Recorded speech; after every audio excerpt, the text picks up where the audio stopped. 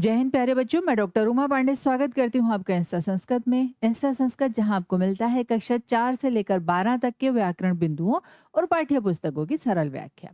आज संस्कृत व्याकरण के अंतर्गत हम करने वाले हैं आकारांत, बालिका और छात्रा के रूप।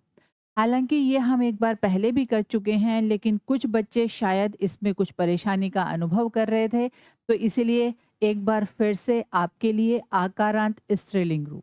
ठीक है, तो आइए जरा इसको समझते हैं कि कैसे इन रूपों को प्रयोग किया जाता है, कैसे इन रूपों का उच्चारण किया जाता है और कैसे ये रूप चलाए जाते हैं।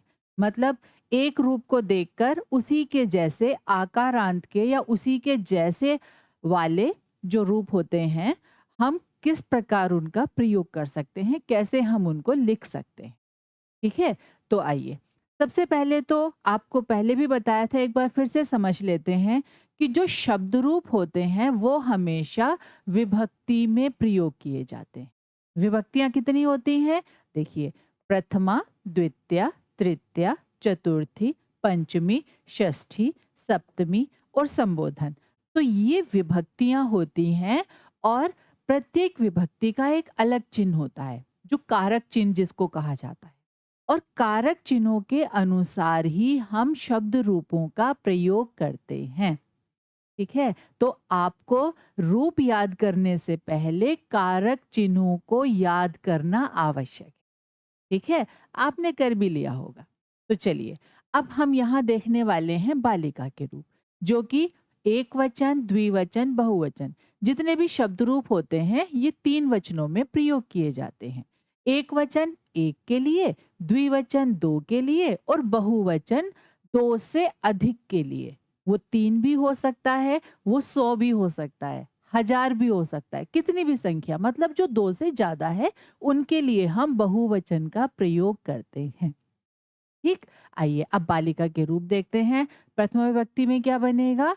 बालिका, बालिके, बालिकाः। द्वितीया में बालिकाम, बालिके, बालिकाः।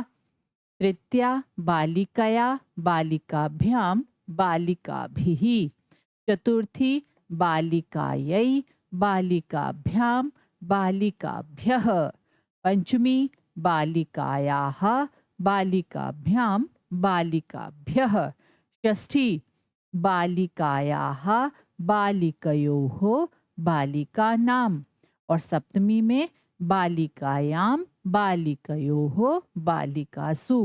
और संबोधन हे बालिके, हे बालिके, हे बालिकाः। इस तरह से हम बालिका के रूप चलाते हैं, इनका प्रयोग करते हैं। अब कारक चिन्हों के अनुसार इनका क्या अर्थ होता है, पहले ये भी समझ लेते हैं। ठीक है, जैसे प्रथमा में क्या है? अगर हम प्रथमा के रूपों को देखें तो क्या है? बालिका, बालिके, बालिका। हाँ, तो बालिका का अर्थ क्या होगा? हम्म, बालिका माने लड़की और बालिका ने, क्योंकि प्रथमा का चिन्ह क्या होता है? ने, है ना? तो और एक बात और, प्रथमा जो है वो हमेशा कर्ता के रूप में प्रयोग किया जाता है, या अगर मैं कहूं कि कर्ता के लिए हमेशा प्रथमा विभक्ति का प्रयोग किया जाता है साधारण वाक्य में।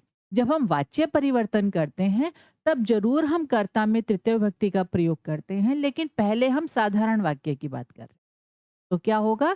हमेशा जो कर्ता होगा किसी भी वाक्य का, वो प्रथम विभक्ति में प्रयोग किया जाएगा।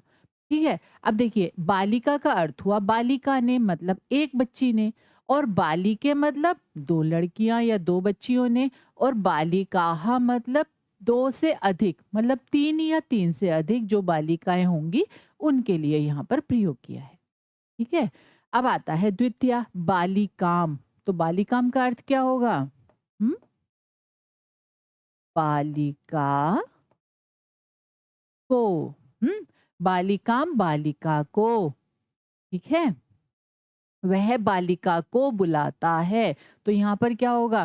द्वितीय विभक्ति का प्रयोग कर लेंगे कर्म में। फिर आ जाता है तृतीया बालिकाया। इसका अर्थ क्या हो जाएगा? बालिका से, है ना? तो यहाँ पर तृतीया का अर्थ इसमें लग जाएगा बालिका से। बालिकाभ्याम दो बालिकाओं से और बालिका भी ही बहुत सारी बालिकाओं से। ठीक है।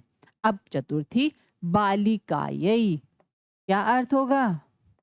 हम्म, बालिका के लिए, बालिका के लिए है ना, बालिका यही। अब ये तो हुआ एक बालिका के लिए, बालिकाभ्याम दो बालिकाओं के लिए और बालिकाभ्यः दो से अधिक, मतलब तीन या तीन से अधिक बालिकाओं के लिए। ठीक है। पंचमी बालिकायाः, बालिका से, है ना, बालिका से। और क्या होगा? बालिकाभ्याम दो बालिकाओं से, बालिकाभ्यः तीन या तीन से अधिक बालिकाओं से। ठीक। अब आ जाते हैं षष्ठी पर, बालिकायाः। तो बालिका के या का, है ना, तो बालिका का, की, के, जो भी हम कहना चाहें, तो यहाँ पर इन तीनों में से जैसा भी वाक्य के अनुसार होगा, हम परसर्ग का या चिन्ह का प्रयोग कर लेंगे। वहां पर क्या होगा? हम षष्ठी विभक्ति का प्रयोग करेंगे। जैसे यह बालिका की पुस्तक है, तो जब हम इसकी संस्कृत बनाएंगे तो वहां पर हम षष्ठी विभक्ति का प्रयोग करेंगे बालिका की, इस शब्द के लिए। ठीक है। फिर आता है सप्तमी बालिकायाम, अर्थात बालिका में या पर। तो क्या होगा? इसके लिए क्या होता है, हम क्या करते हैं, बालिका में या पर। जैसे हम बोले बालिका में बहुत सारे गुण हैं, तो क्या होगा? इसके लिए हम सप्तमी विभक्ति का प्रयोग करेंगे। एक वचन के लिए बालिकायाम, द्विवचन के लिए बालिकयोः और बहुवचन के लिए बालिकासु। ठीक। अब बात आ जाती है संबोधन की। संबोधन किसको कहते हैं? जब हम किसी को संबोधित करते हैं तो वहां पर हम संबोधन का प्रयोग करते हैं।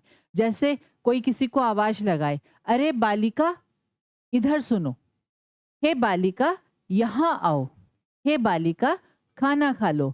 तो क्या होगा? वहां पर हम संबोधन का प्रयोग करते हैं। तो वहां पर क्या होगा? हे बालिके एक वचन में, हे बालिके यही द्विवचन में भी, और हे बालिकाः बहुवचन में हम प्रयोग करते हैं। ठीक है। अब समझ आया? चलिए, अब इसी की तरह से हम और आकारांत के रूप या छात्रा के रूप कैसे चला सकते हैं, आइए अब ये भी समझ लेते हैं। जैसे प्रथमा में बालिका का बनता है बालिका, बालिके, बालिकाः, तो छात्रा का क्या बनेगा? हम्म, छात्रा, छात्रे और छात्राः।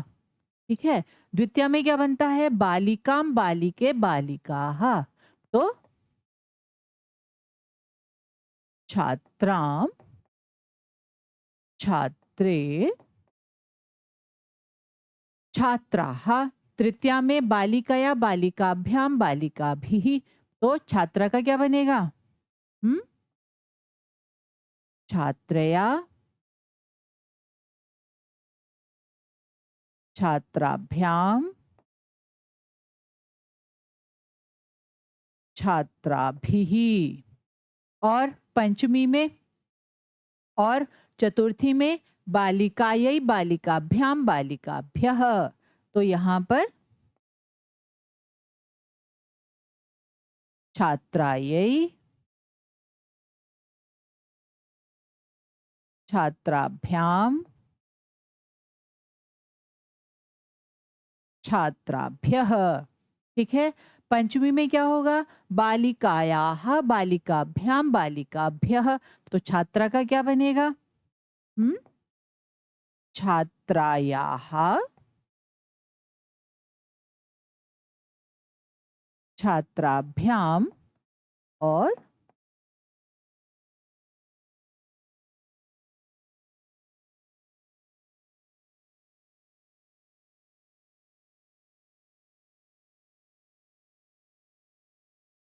छात्राभ्यः।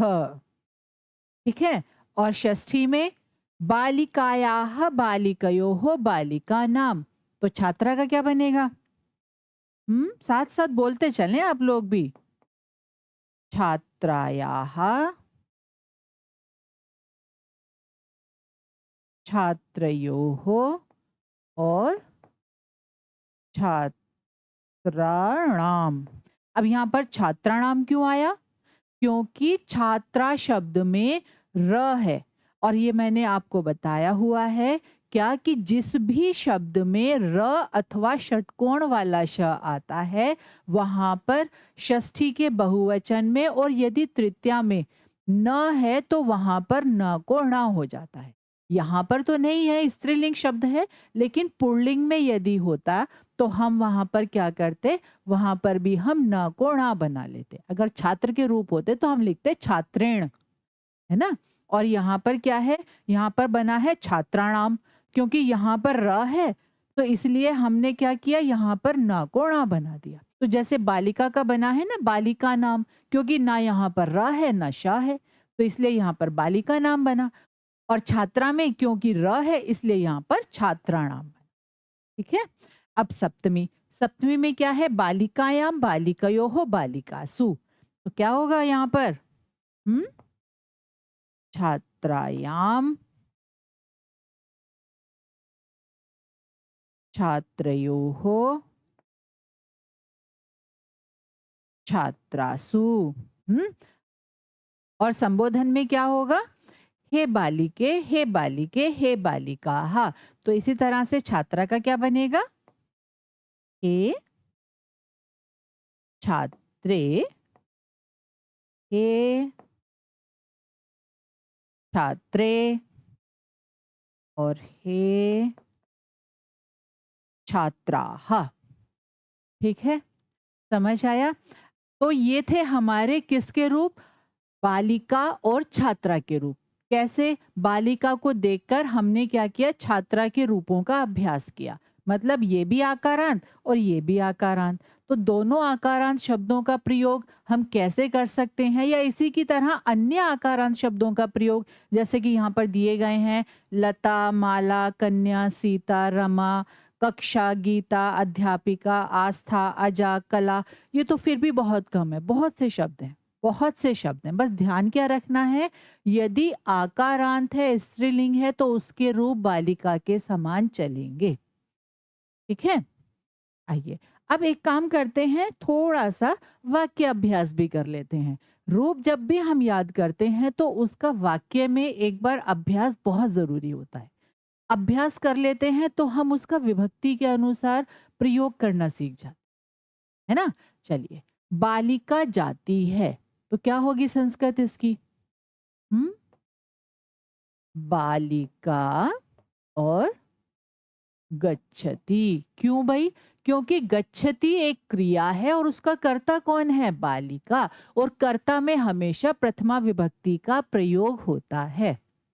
ठीक है। उसके बाद लता गीत गाती है, तो लता क्या है इस वाक्य का कर्ता, तो प्रथमा विभक्ति में आ जाएगा। क्या गाती है? गीत गाती है। किसको गाती है? गीत को गाती है, तो गीत आ जाएगा हमारा कर्म में, द्वितीय विभक्ति में। क्या बनेगा? लता गीतम गायती। लता गीत गाती है। ठीक है। राधा सुंदर, राधा सुंदर चित्र बनाती है, तो क्या होगा? हम्म राधा करता है, प्रथम विभक्ति में आ गया। राधा क्या करती है? सुंदर चित्र बनाती है, तो चित्र हुआ हमारा कर्म में। अब एक बात का ध्यान रखिएगा, क्या कि जो कर्म है यदि उसका कोई विशेषण है और कर्म द्वितीय विभक्ति में प्रयोग होता है तो उसका विशेषण भी द्वितीय विभक्ति में प्रयोग होगा। तो जैसे चित्र की संस्कृत होगी चित्रम, तो सुंदर की संस्कृत हो जाएगी सुंदरम। तो क्या बनेगा? सुंदरम और चित्रम।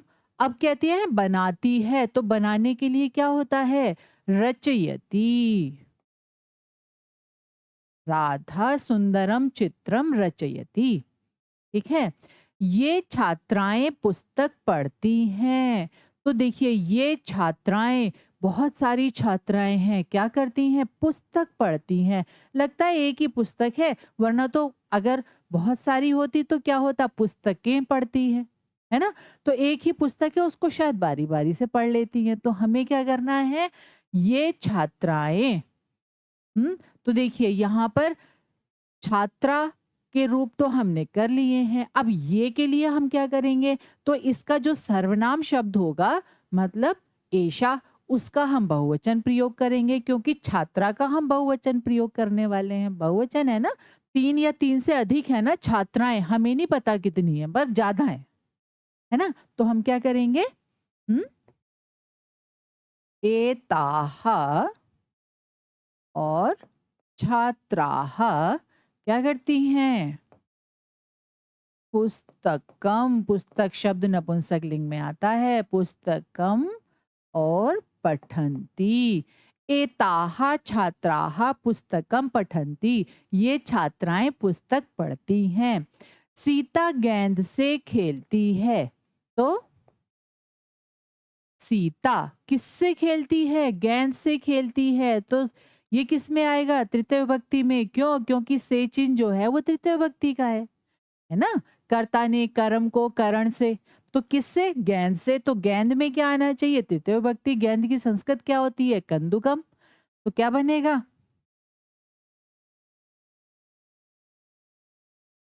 कंदुकेन क्रीडति।